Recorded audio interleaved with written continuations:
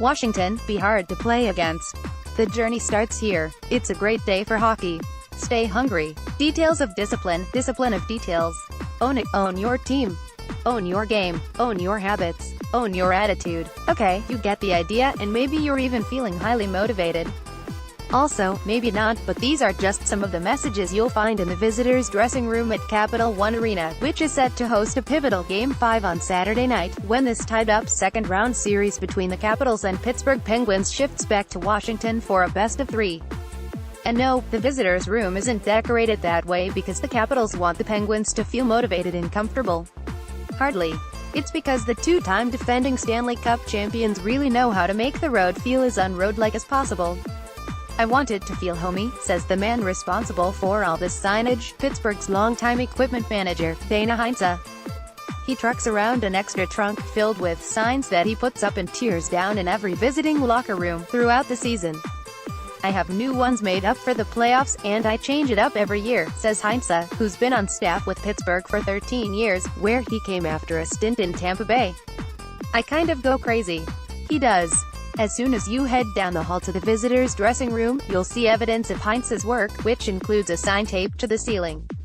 He can't even wager a guess as to how many he puts up, but put it this way, were it not for the size of the visitors' dressing room at Capital One Arena, which is among the tiniest in the league, you might mistake this for a Penguins home game, for all the decorations in there, including team flags. The biggest piece is a giant Penguins logo carpet that Heinze plunks right in the middle of the room, which nobody's allowed to step on, the logo part, at least, meaning the gathered media in Washington are tiptoeing along the periphery. A lot of teams in this league don't have logo carpets in their home dressing rooms, let alone on the road.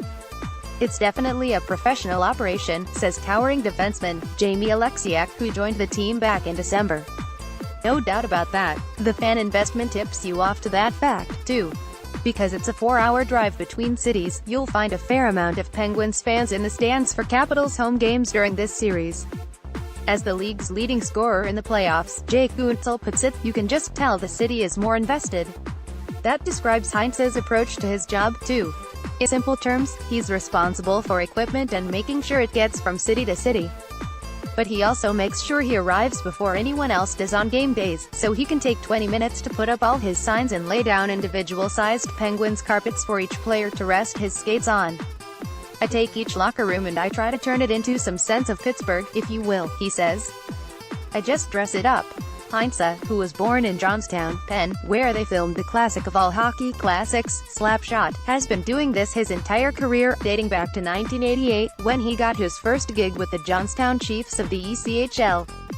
"It's kind of my thing," he says. "A lot of people used to make fun of me, but now everyone's starting to copy me, so that's a form of flattery, I guess."